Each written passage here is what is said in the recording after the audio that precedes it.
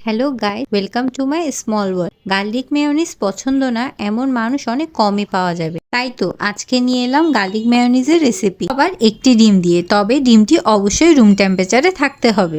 এখন ব্লেন্ডারে ডিমটি দিয়ে এরপর আমরা একে একে রসুন কুচি, কালো গোলমরিচ গুঁড়ো, চিলি ফ্লেক্স, চিনি, ভিনেগার, নুন এবং আধা চা চামচের মতো দুধ পাউডার দিতে হবে। আমি টেস্ট ইনক্রিজের জন্য দুধ পাউডারটি অ্যাড করলাম, তবে এটা অপশনাল। এরপর অ্যাড করব তেল, তবে প্রথমেই সবটা দিব না, তেলের অল্প কিছু দিব। এরপর সবগুলো উপকরণ একসাথে ব্লেন্ড করে নিতে হবে। পর ধীরে ধীরে 1 কাপ তেলের অল্প অল্প করে অ্যাড করতে হবে, ব্লেন্ড করতে থাকবো। ব্যাস তৈরি হয়ে গেল আমাদের গার্লিক মেয়ো। এই গার্লিক মেয়োনিজটি আপনারা চাইলে বার্গার, শর্মা, ইভেন স্যান্ডউইচেও ব্যবহার করতে পারবেন। মেয়োনিজ বানানো তো হয়ে গেল, এবার হয়ে যাক একটি simple and easy sandwich recipe. প্রথমে আমরা প্যানে তেল নিয়ে এতে পেঁয়াজ কুচি দিয়ে দিব। পেঁয়াজ কুচি দেওয়ার পর আমরা পেঁয়াজগুলোকে তেলে হালকা সটে করে নিব। আমি কাঁচা পেঁয়াজের ফ্লেভারটা তেমন একটা পছন্দ করি না, তাই ভেজে নিলাম।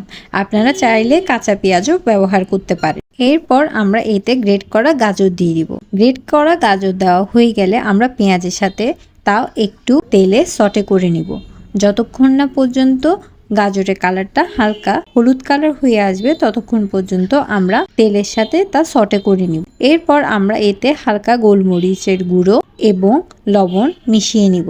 তারপর সবগুলো উপকরণ একসাথে ভালোভাবে মিশিয়ে নিব। আপনারা চাইলে তেলে সটে করার ব্যাপারটি স্কিপও করতে পারেন, কিন্তু আমি কাঁচা থেকে একটু তেলে ভেজে নেওয়াটা প্রেফার করি। এরপর আমরা এতে আগে থেকে সিদ্ধ করে রাখা একটি ডিম কুচি দিয়ে দিব। তারপর আমাদের বানানো মেয়োনিজ এতে অ্যাড করে দিব। মেয়োনিজ অ্যাড করার পর সকল উপকরণ একসাথে মিশিয়ে নিব খুব ভালো করে।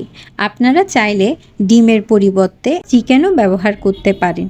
বোনলেস চিকেন সিদ্ধ করে এরপর ডিমের পরিবর্তে ব্যবহার করা যায়। এখন পাউরুটির সাইডগুলো আমরা কেটে নিয়েছি। এরপর পাউরুটি এভাবে করে মাঝখানে অংশ কেটে এতে আমাদের ঘরে বানানো মেয়োনিজ ভালোভাবে লাগিয়ে, এরপর এতে হালকা সস লাগিয়ে তারপর আমরা আমাদের ডিপটি দিয়ে দিব।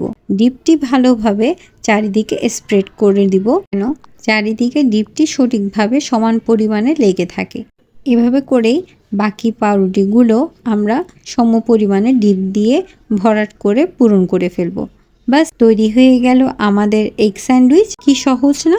করে আপনারা বাড়িতে বসে ঘরের তৈরি মেয়োনিজ দিয়ে খুব সুন্দর করে বানিয়ে ফেলতে পারবেন এগ স্যান্ডউইচ। আমার রেসিপিটি যদি আপনাদের ভালো লেগে থাকে তাহলে ভিডিওটিতে একটি লাইক করবেন এবং রেসিপিটি কেমন হয়েছে অবশ্যই কমেন্ট করে জানাবেন। রেসিপিটি ভালো লাগলে আমার চ্যানেলটি সাবস্ক্রাইব করবেন। Thanks for watching.